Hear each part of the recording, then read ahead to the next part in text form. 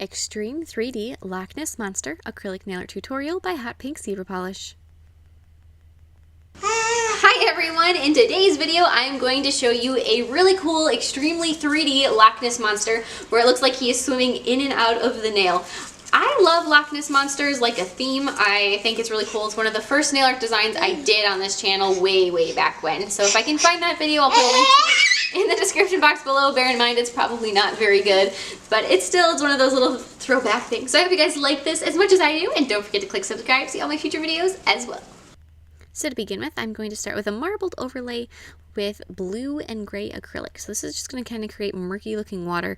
If you don't want it to look murky, if you want it to be a happier situation for your Loch Ness Monster, I wouldn't add the gray, or at least not so much. A couple shades of blue and maybe some aqua would look really good for a less dreary looking waterbed. So just add that over the top and then encase the nail with a layer of clear acrylic to make sure it is nice and strong. When you are doing marble nails like the one that I did, you want to make sure that your acrylics are a little bit thinner, a little bit more monomery, so that they swirl together easier. If they're too thick, that's just gonna not work so well. So then I'm going to take and I'm filing the nail into shape with my E-file, starting out with a pretty coarse bit to remove any bulk. Just going over that, and then I'm going to take a finer bit and really smooth it out and make sure that it will be easy to paint on, easy to sculpt on, easy to work with in general. Just like that. This is basically buffing it, straightening up the edges some. And then on a nail form backing, I'm going to sculpt the base for my Loch Ness Monster. So I'm going to have him come out of the water 3 times. The first time is just going to be a little point of his tail, so a really small little triangle, very narrow triangle with green acrylic. The next one is going to be his body comes out and goes back in. So that one is going to be like an upside down U shape. So set down your bead of the green acrylic, stick your brush right in the center of it, and then pull it out to make that U shape. Just like that. And then the last one will be his head. So I'm going to start with making his head shape. So I put down the bead of green acrylic, and you can always go back and work on those other 2 pieces if you need to here and there to straighten them up. If you let them set just a little bit, they are going to be easier to shape and get better lines out of them.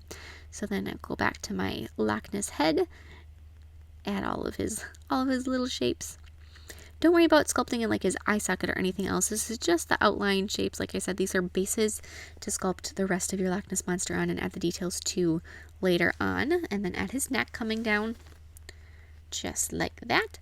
And then with yellow acrylic, a pretty pastel, really creamy yellow, I'm going to be adding spikes going along his back. So with little triangles, just sculpt little teeny tiny bits. And if you want, I went through and I just added several beads of yellow acrylic.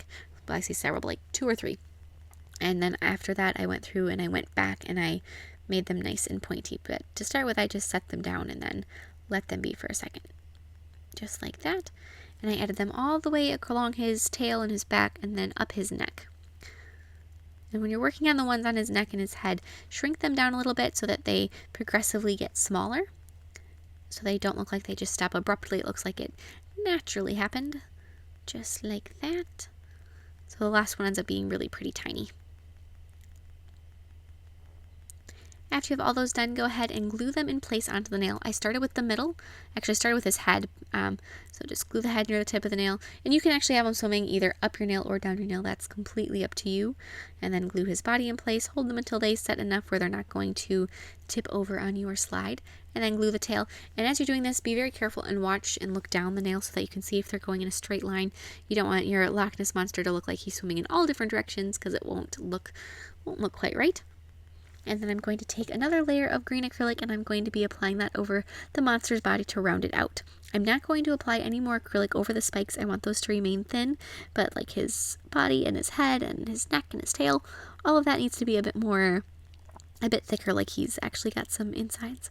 So I added that. I added a layer over his head and then over his neck. Then I'm going to go back to his head in just a moment, and I'm going to, add it over his tail as well, but then I'm going to go back to his head, and with the dotting tool dipped into some clear acrylic powder, I'm going to be adding just a little detail for his eye socket. So I'm just using my brush to create an eye socket and a nostril. Just kind of use your dotting tool to create those holes. It works really well if your acrylic is about 50% set, is about the right time. And then I'm going to go over and do the exact same thing on the other side. So the great thing about this is that you can, like for his facial features is pretty much the only thing that matters. Is you don't have to worry too much if his eyes aren't exactly symmetrical from side to side, or same thing with the nostrils, or even the details of the facial features in the end when you paint them on, like his smile, because nobody can see both sides at the same time. So they don't have to be perfect. Obviously try to get them as close as you can, but if they're a little bit crooked, nobody's ever going to know. So then I'm going to take a small bead of white acrylic and I'm going to set that into his eye. Do it on one side, then go ahead and add it to the other side, just like so. And that'll fit in there really well since there's already that hole made for it. And then with black acrylic that's diluted, I'm going to add little ripples around where he comes out of the water. Just add little swirly lines going around that, just like so. They don't have to be perfect, and they don't have to go all the way around. You can kind of make them go back and forth a little bit. And that will be for the first layer of the water ripples. And then with some diluted white paint, I'm going to add lines within those. So it looks like the water is just kind of flowing around him. And it's a really subtle thing to do, and it just adds so much. So I definitely won't skip this step. It's one of the things that makes it really look like it's water in the background. Then with yellow paint, I'm going to be adding a tummy panel on my Loch Ness Monster. So I'm going to start by going up the back of his tail. So this is a yellow patch on the opposite side from his spikes, and then fill in the tummy on the arched piece, and then do the same on his neck on the front, on his face, or by his face. There, do the same thing on the other side, touch up all the lines to make sure that they are how they are supposed to be, just like that. And then I'm going to take and I'm going to use a brighter shade of green, and I'm going to add little polka dots all over my little Loch Ness Monster. These are for little scales. If you want to actually go through and take the time and paint a scale pattern across your entire monster, that would look amazing. It is so small though that I decided it wasn't necessary, and I just did little dots to look like little reflective scales here and there. And then across that yellow patch on the tummy, I'm going to add orange stripes just to define the different panels. Very, very simple. And then I'm going to take some black paint that is still diluted just because it makes it a little easier to work with. And I'm going to outline the spikes on the back of my Loch Ness Monster. And then taking that same thing, I'm going to add some details on his face.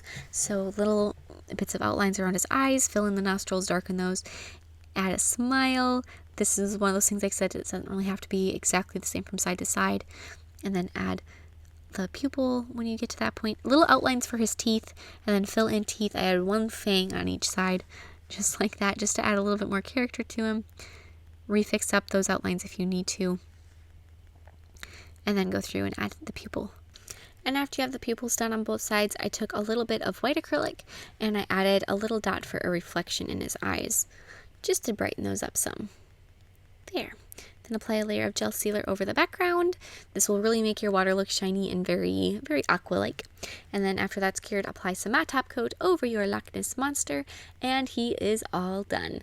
One of my first nail designs forever ago was to make a Loch Ness Monster that I did just on my own natural nails, and I thought it was so cute. I don't know if that video is still on YouTube, but I will link it if it is in the description box, so check that out too. Please share any recreations with me on Facebook or Instagram. I would love to see them, and I will see you in my next video. Bye!